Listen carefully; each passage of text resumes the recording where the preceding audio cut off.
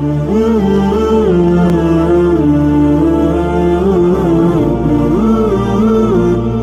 2.5% حصہ جب غریبوں میں پہنچتا ہے تو یہی غریب شخص اس مال کو اور آگے پہنچاتا ہے۔ سماج کے اندر ترقی کا باعث بننے والی چیز زکوٰۃ ہے، اور اسی چیز کو ہم نے روکا ہے۔ وجہ کیا ہے جانتے ہیں؟ پہلے دور میں یہ ہوا کرتا تھا حضور علیہ السلام کے دور میں کہ اجتماعی طور پر زکوٰۃ ادا کی جاتی تھی۔ اجتماعی طور پر معنی یہ ہے کہ زکوٰۃ کو ایک جگہ جمع کیا جاتا تھا، اور اس ایک جگہ جمع کر کے جہاں جہاں مستحقین ہیں ذمہ داران ان مستحقین تک پہنچاتے تھے۔ آج ہمارے یہاں معاملہ یہ ہو گیا کہ اگر ہماری 10,000 کی زکوٰۃ نکلی ہے تو 2500 میں نے فلاں مدرسے میں، 2500 فلاں دارالعلوم میں، 2500 فلاں کو، اور 2500 فلاں کو، 2500 کھا پی کے برابر، وہ 2500 کھا پی کے برابر۔ اور سماج میں ان لوگوں کی زکوٰۃ وصول کرنے والے ان لوگوں کی تعداد آج بڑھ چکی ہے، آپ کی زکوٰۃ لے کر کھا پی کر برابر کر دیتے ہیں۔ زکوٰۃ کا مقصد یہ تھا کہ سماج کے ان غریبوں کو زکوٰۃ کے مال سے کاروباری سہولیتیں مہیا کروا کر انہیں اس لائق بنایا جائے کہ اس رمضان سے آ کر اگلے رمضان میں وہ خود زکوٰۃ دینے والے بن جائے۔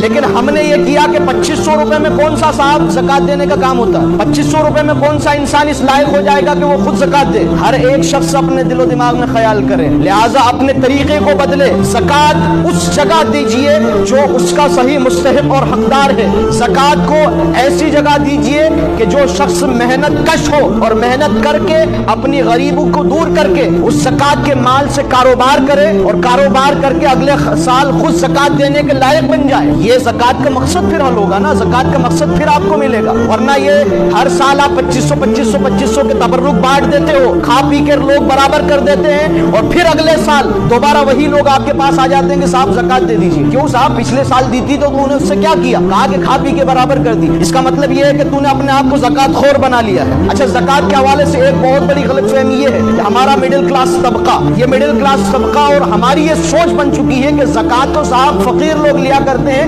زکوٰۃ کا مال میں کیوں لوں؟ نہیں، آپ یہ بہت بڑی غلط فہمی میں مبتلا ہو چکے ہو کہ آپ نے یہ سوچ لیا کہ زکوٰۃ تو صاحب میں زکوٰۃ اپنے نفس کے ساتھ نہیں ہے تو میں برا کر رہا ہوں۔ زکوٰۃ کا مال سماج کے اندر برائیوں کو ختم کرنے کے لیے ہے۔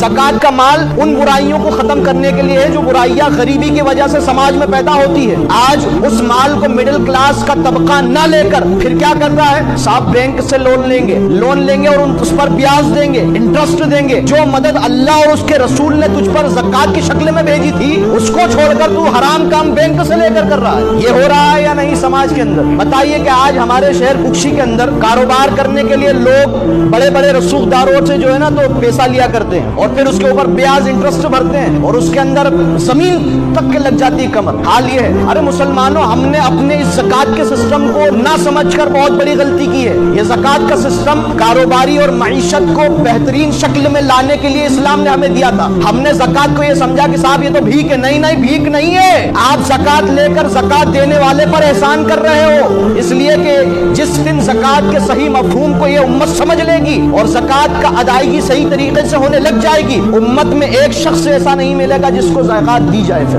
ہمارا یہ معاملہ ہو گیا کہ ہم نے اپنی سوچ اور اپنی عقل کے ترازو میں اسلام کے پیمانوں اور اسلام کے احکامات کو تولنا شروع کر دیا۔ یہ بہت بڑی غلط فہمی ہے۔ مڈل کلاس طبقہ ہو یا اچھ استر رکھنے والا مالدار طبقہ ہو، اگر اس کے اوپر زکوٰۃ لینے کے لائق ہے وہ، تو آپ زکوٰۃ ضرور لیجئے اور زکوٰۃ لے کر اپنی کاروباری حالات کو ٹھیک کیجئے، اس لیے کہ آنے والے وقت میں کاروباری حالات کی وجہ سے ہی آپ بچھڑو گے اور آپ برے حالات میں جاؤ گے اور جا رہے ہو۔ اللہ تبارک و تعالیٰ رحم فرمائے اس امت پر اور اس قوم پر۔ اللہ تبارک و تعالیٰ زکوٰۃ کے صحیح مفہوم کو سمجھنے کی ہمیں توفیق عطا فرمائے۔